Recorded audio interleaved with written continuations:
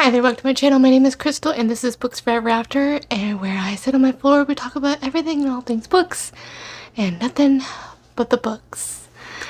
Alright, so today we are going to be talking about my top 10 favorite historical romances of 2025.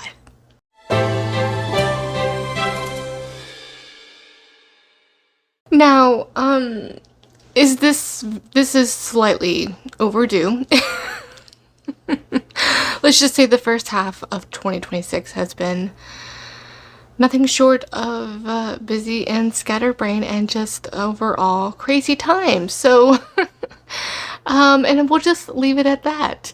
And with planning of the Ever After-thon, time just got away from me. I do have my top 10 Romantasy. I will link that down below in the description box for you. And this is just my next one. I also have my top 10 overall of favorite books I read of 2025, and I'll have that for you as well down below. But this is really just, I think there's no bad time to have a top 10, even if it is 5 months late. But it is what it is, and if you're coming from the Ever After-thon that we just had for May 2026, I think as I'm filming this we have only 2 days left of the readathon, so it's just been a whirlwind of a time this last week. And so you're going to be able to take this list and hopefully read some more favorites, some more recommendations to carry you on your way after this year's Ever After-thon, and I hope you join us back for next year as well. Alright, so we are going to be starting from the bottom. We're going to rank this in ranking order. Some of these are obviously a little bit of crossover for my top 10 because obviously overall, if they're going to be my top 10, if they make that list, then you know we're good there. But if you just want to know on historical romances specifically, this is what this list is great for, especially as quite a few were not on that list. So I've read a lot of good other contemporary and romantasies last year too. Alright, so capping it off of here, I don't think I own this one anymore, so I've been trying to find these. Hold on. I have my unhaul pile here. So that may have been posted before or after, I don't know which, so that may be the video after this one. It's, you know, scheduling is a thing. So I don't think I have a copy of that one right now, but the number 10 was The Captain of All Pleasures by Cressley Cole, and that is a pirate romance where she is actually a pirate as well. They are basically competing with their businesses, their family businesses, to make this race happen down, I think at the coast of Africa, I think on the bottom coast of the Cape down there. My geography is really bad at this time of day. But there we go. So the racing on there, and there's some sabotaging things happening, and they kind of like rivals to lovers, a kind of a situation there. And it's very poignant too as well with her relationship with her dad that I really enjoyed. But that is, in a nutshell, that's the gist of this one. Really good, a lot of action, and I think this is actually my first historical romance that I read by Cressley Cole, and I just love that cover. I do want to read the second one. It is a duet series, or what do you call it, a dual series, so they're standalone in a series, but I do want to read the second one. I don't recall exactly what that one is about, but I do want to read that one too. I think I own that one, so and trying to complete a series that would really quickly get me to complete it. Hopefully, but you know, I can't be trusted with that one. But yes, I really enjoyed it. If you're looking for a pirate romance, especially as we're heading into the summertime, I don't know about you, but the summertime is the time that I really like to read some pirate romances for historical romances. Even fantasy romance has some really good pirate romances as well. But yeah, if you're really looking for that, I definitely recommend. The next one is The Scot Beds His Wife by Kerrigan Byrne. As we all know, The Highwayman by this author, which is the first book in this series, which is the Victorian Rebel series, absolutely adored.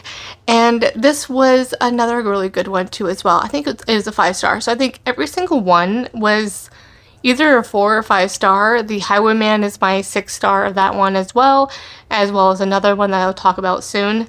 But the only one that I wasn't necessarily my favorite one was like the second one, which is in the purple cover here. And that's just the assassin hero. He just is too much of a, I want to say, psychopath, sociopath kind of a thing. He doesn't really have feelings, so it kind of feels kind of not into their romance. But yeah, enjoyed that one still. So that one's the only like 3-star one. This one is the Scott Betts' wife. This one was really interesting. So she has a lot of secrets. So the heroine, this is like a very interesting genre bending like book.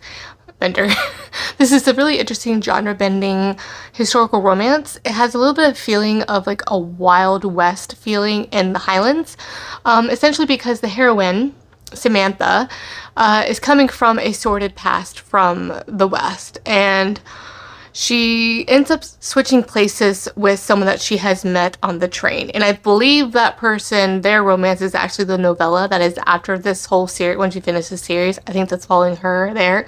I don't have that one. I haven't read that. But yeah, I think that's following her story. So they essentially switch places. She is a lady and she has this secret that she's holding, and it is really all about that. And her past catches up with her, and he is a lord, and it's very run down situation. I think there's like a mine that he's trying to overcome there too as well, and it has a very interesting dynamic with them and their like push and pull that they have. I think what I recall Gavin too as well, I think he was the one that was having some sort of affair with one of the hero's ex-wives or something like that in one of the previous books, so it kind of follows like that. To be honest, at a certain point, if you don't read these back to back, you kind of forget like the plot of the side characters a little bit. So that was kind of like, oh wait, who is that person? Because there's a lot of them. There's 6 books, but there's a lot of them, quite a couple more that are like in the Highlands, so it starts to blend together a little bit. But yeah, this was really, really good. Just enjoyed it. And if you're looking for a dark historical romances, or a dark historical romance that really kind of gives you that bit of an edge, that's not just a very Regency ballroom kind of setting, like a Britain setting, these are really, really good.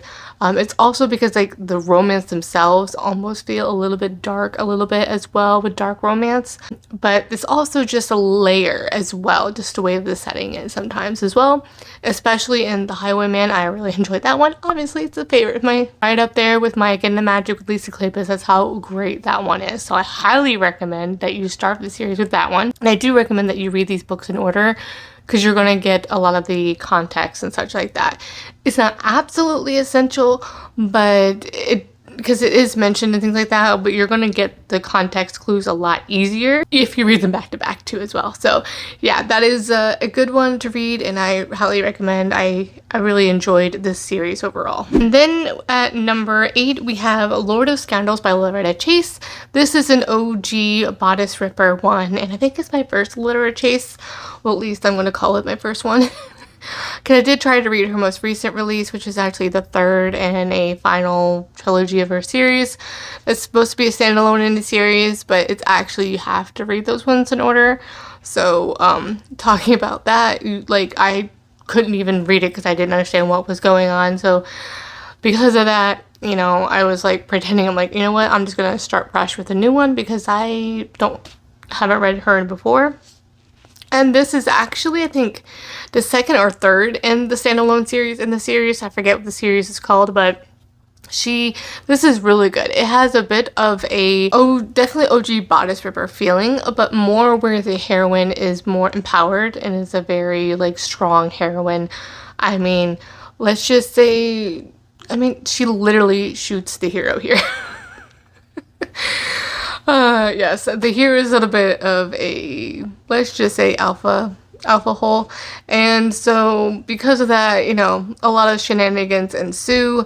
There's a lot of push and pull here, especially. It all kind of starts with like the gambling, like her brother. She's trying to save her brother from the hero's influence, and really just trying to keep him away from him. And what's really interesting that I found about their relationship together with the hero is like that, hate to love kind of situation, but also a lot of it was the insecurity of the hero, and he's a little bit of a tortured hero. So if you really like your tortured heroes and that whole thing of not feeling they don't like have that that internal turmoil, you're gonna really enjoy this. I would definitely read this again. This is a 5-star. Obviously, it's a top 10, so obviously we're already there. But yes, this is a really good one, and I highly recommend you read this one.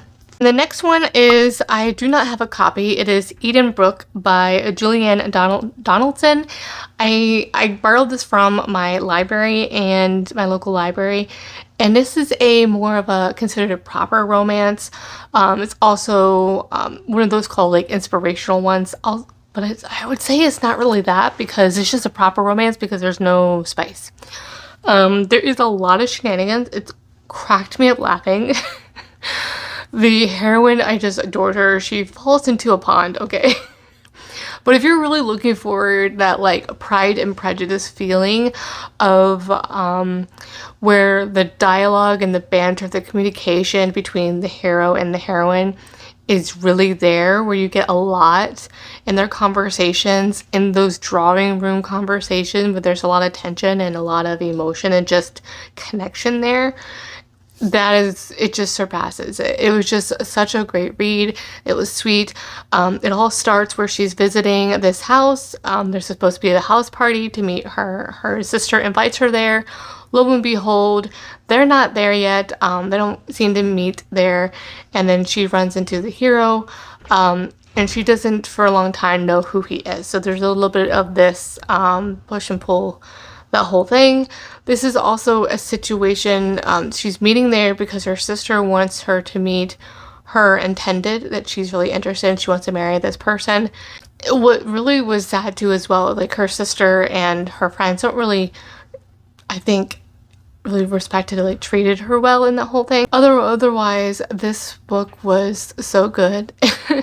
And I don't remember the details, obviously, it was way too long, but I did really enjoy it, and I would love to be able to pick it up. I think there's like maybe one more book in this series, I'm not sure, but I would definitely read another book by this author. Definitely if you're looking for that Pride and Prejudice feeling with basically just no spice, just all the tension and yearning, you gotta pick this one up. Next is 9 Rules to Break When Romancing a Rake by Sarah MacLean. I had read this one as part of the Tea and Biscuits with Tara and B book club. I think that's what they did it. Tara and B's book club, I believe.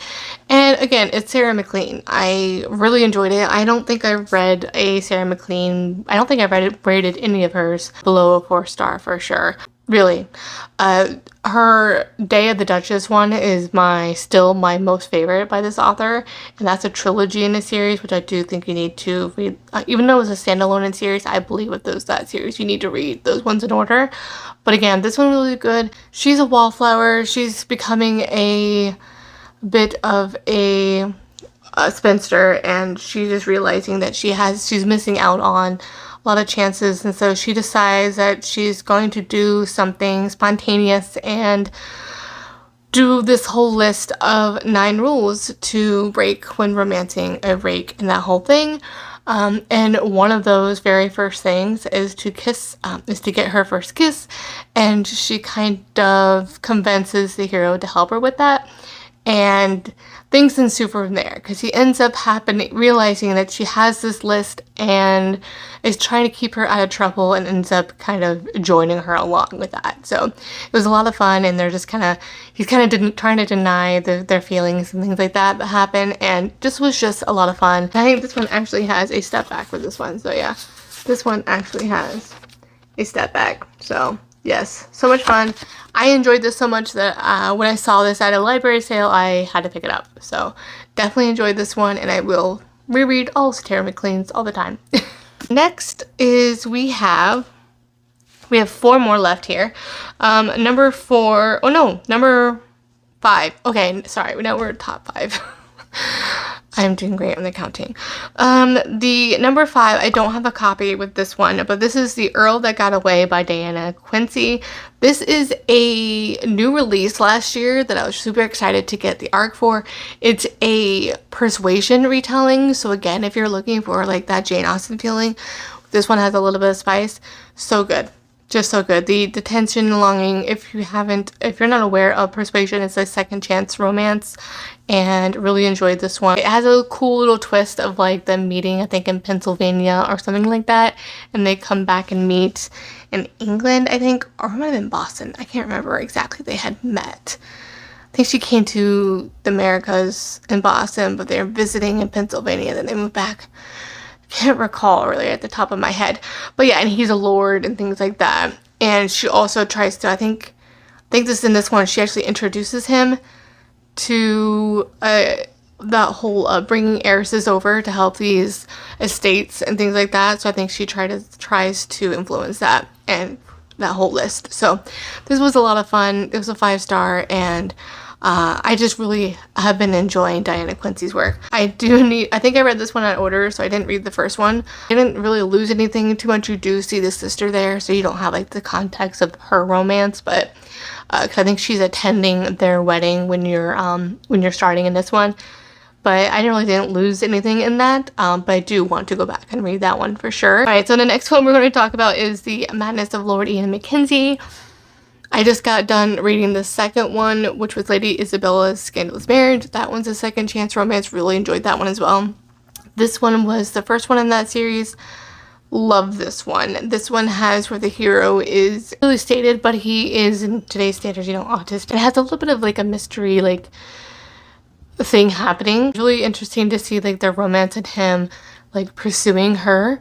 And the mystery plot was interesting because he's basically found with the body and things like that, and with his expertise and his intelligence and things like that, his brother the Duke kind of uses him in certain ways to get his influence across and things like that. So you see that here. He's basically implicated in that, and he had a lot of past history too as well. That was like he went through some trauma because he's autistic, that back then he actually had to spend time because their dad wasn't the greatest, let's just say, and put him in an insane asylum at that time, so he had spent some time there briefly. Obviously he's not insane, he's just autistic. You do get to meet the second person, the characters in the second one, the heroine in that one. There is a bit of travel too as well. They do travel, I believe, to Paris or something like that, or Italy. Can't recall where they do travel, but yeah, this was just a lot of fun, and I've been enjoying this series so far. It's my second. I've read 2 books by this author already, and I just really want to continue on reading this series, especially after the Ever After-a-thon. So definitely want to continue on and read the 3rd one in the series. You're down to the final 3. This next one is called Dark Desires by Eve Silver. I do not have a copy because I read it on KU or Kindle Limited at the time. And actually, I think the very first one was free for one of those Stuff Your Kindle days or something like that. But anyway, this whole series, if you're looking for a gothic romance, this whole series is literally just gothic historical romances, and I really enjoyed it. I think I even went and continued on to read 2 more. Did get a little bit formulaic at a certain point, especially where the heroes are concerned on what is revealed that they do or whatever like that. So that was a little bit snooze fest. That's why I didn't continue on. So I will get a break and probably continue on and try to finish this series, because I think there's like 5 or 6 in this series in the fall time, because that's usually where I start to read a lot of these, beginning in August and all the way through the end of the year. It's usually where my really dark gothic historical romances that I like to read a lot. And then this one is like at work or something like that, and she leaves her sisters to go reach out somebody, and she almost gets hit by like a carriage, and then lo and behold, it's the hero of that whole thing. And he's very mysterious, and she's looking for work, and she begins to get work as a scullery maid in his house. And that was, I think, exactly like he was the person she was trying to locate. And so it's all about that, and it's very mysterious. He's a very mysterious guy, and come to find out that, he has some drawings, and he's doing some very interesting things that are happening. There's also a killer on the loose, which is basically like Jack the Ripper kind of a thing that she has like almost an encounter with. And so it's like, is he Jack the Ripper? Because she also is revealed to discover that he has, you know, dead bodies and things like that. And so one time he discovers that she starts trying to draw something that he had. And when he discovers it's her, he employs her to, instead of, or basically promotes her instead of scullery maid, to being his assistant and drawing the human form and things like that for his scientific purposes and such like that. And a romance ensues. This is a very slow burn romance, very mysterious, definitely kind of spooky, and some other instances definitely scratch that itch for a gothic romance. The final two, again, so this will look familiar, and this is The Duke with the Dragon Tattoo by Kerrigan Byrne. This is the final book in the Victorian Rebel series, and this is truly like the bookend to the first one, The Highwayman. It comes full circle from that one, so without giving any spoilers, you really need to be reading that one. But essentially in this one, they fall in love. It has a second chance. They fall in love and they're going to be running away together, but something happens and he ends up getting shanghaied to China, which basically means you get kidnapped onto a ship and then you're lost and you're forced to be a indentured servant / like slave on these ships.